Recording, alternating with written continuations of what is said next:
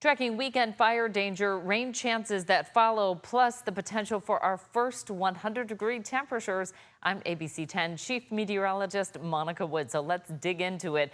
Where we're going to see the heightened fire danger is going to be in the northeast corner of California. You can see how some of the landscape is starting to dry out. There's not much greenery out there, but we are starting to see growing dryness. This comes after seeing some very warm temperatures the last week or so. In fact, we hit the first 95-degree reading for Sacramento on June 4th. The average first day is around May 26th. So we're a little bit delayed in that, but we're also marking the potential for our first 100-degree day just around the corner as well. And we've gone weeks on end without a really good saturating rain. We get some weekend cooling, and that will certainly help, but it also comes with increasing winds, and that's what's going to elevate the fire danger. So we'll see that nice onshore flow developing into our Saturday, but quite gusty, especially throughout the Sierra and just to the north of I-80. That's going to be in that northeast corner of California, where we have our red flag warning in effect for Saturday. That starts up at 11 a.m., takes us through 11 p.m. with gusty winds and low humidity and the potential for some rapid fire spread.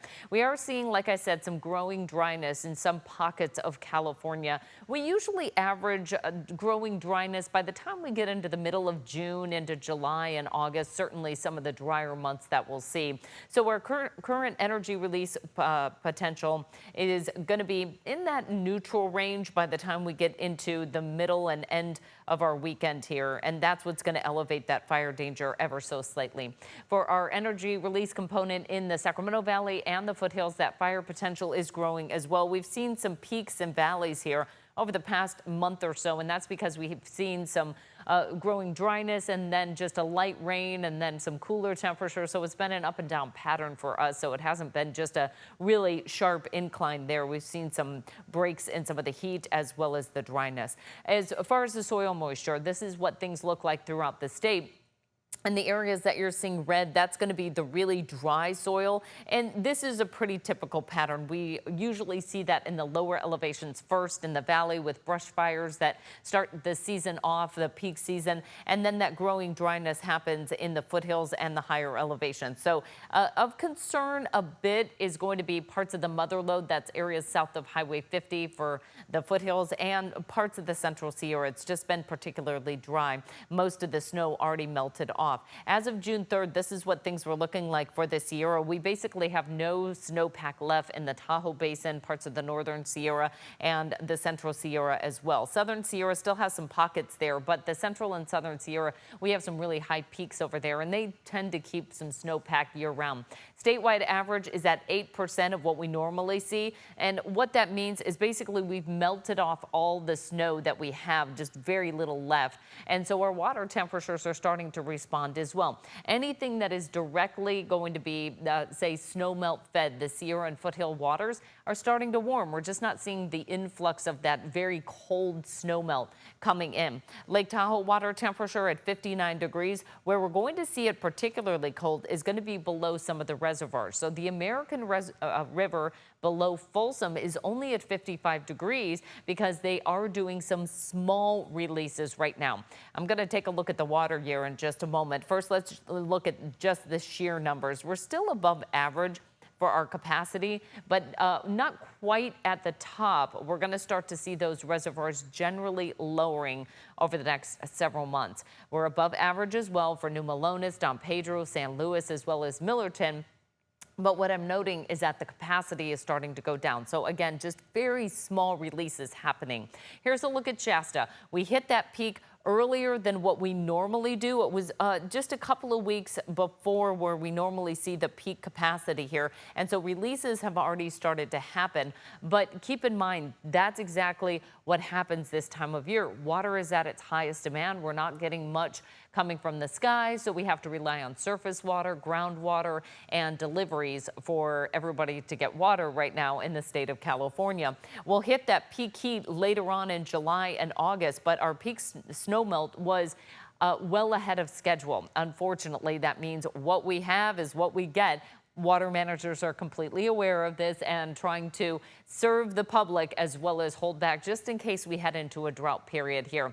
for the upcoming season. Speaking of this season, though, statewide precipitation came in pretty good, actually. We didn't have as much of a benefit from snowpack, but total precipitation in the Sierra ended up for Tahoe slightly above average. We were only about an inch behind for Sacramento.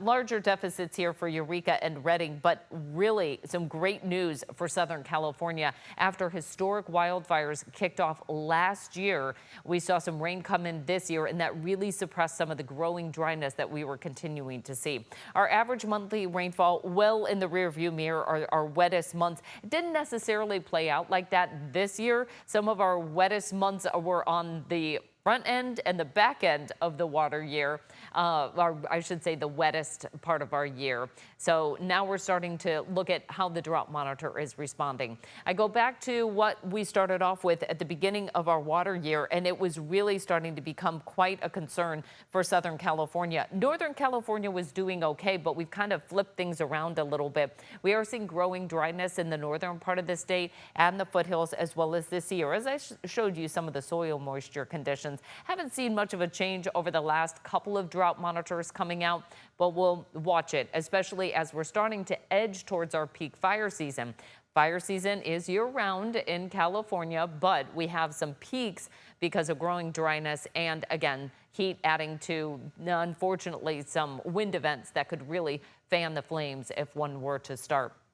So far this year, we're a little bit behind where we were last year, but last year we had the Eaton and Palisades fire in January of 2025. So that added to the acreage as well as the fires. So basically, we're a little bit behind last year, a little bit ahead of acreage burned so far for our 5-year average. All in all, I call this basically a wash at this point. Our drought outlook through August is going to be basically the same as what we saw from our last drought outlook. Basically, forecasters are saying things are going to develop throughout the Sierra, Northern California, and it's just going to persist throughout northeast part of the state as well as the extreme northern part of the state. You might remember that red flag warning is right in that corridor that we're looking at the drought persisting. So that is one of the areas where we have seen growing dryness and expect to see it persisting through the next couple of months. Above average fire outlook will continue for Northern California. This has changed, though, in the last month. Now the Wildland Predictive Services are saying along the coast, we're looking at a slightly elevated risk of significant wildland fire potential. At pretty much status quo as we head into July. This is what they had out last month, so nothing's changed basically Northern California, and we'll see that in August as well. So things that will continue to follow. Fire defense is going to be really key here over the next several months. So grass, shrubs, trees, they can all be ladders from a low elevation or lower fire that's starting off at the ground floor, and it can spread to the higher parts of that canopy. So proper vertical clearance really slows that fire spread. You want to make sure that's done right now. We had that fire weather watch out for Northeast California. That was then turned to a red flag.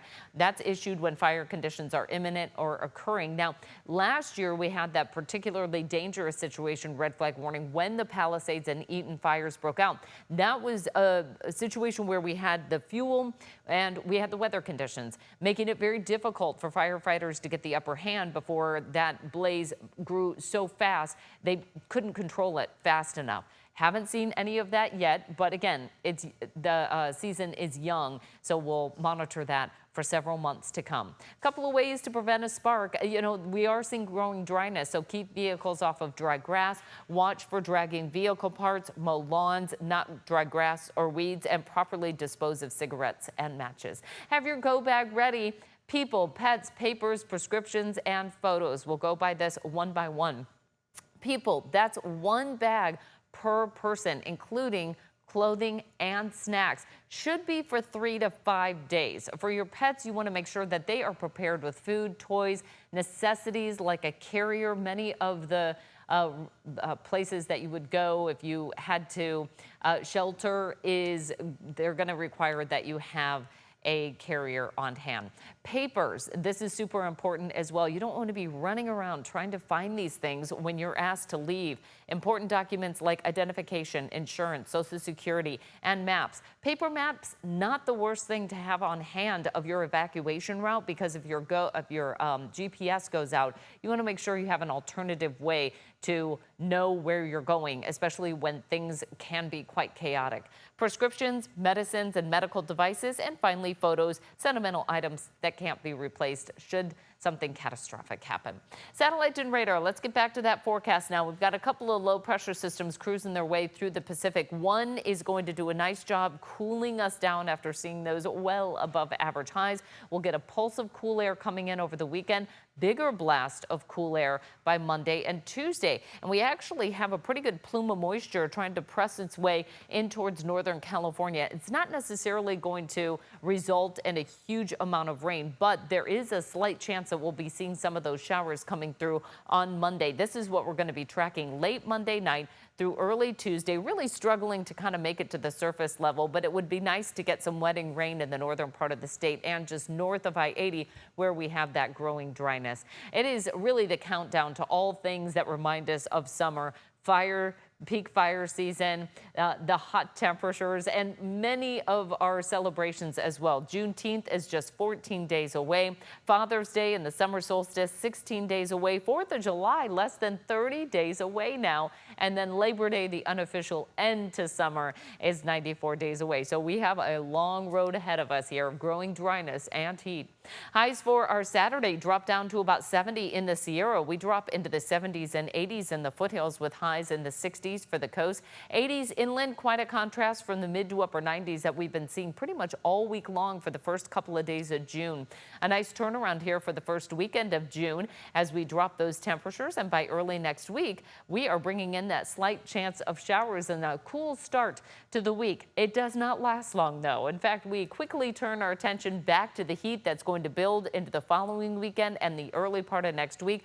Those are the days that we're kind of flirting around that 100-degree mark. We'll keep an eye on it as we head into our 10-day forecast.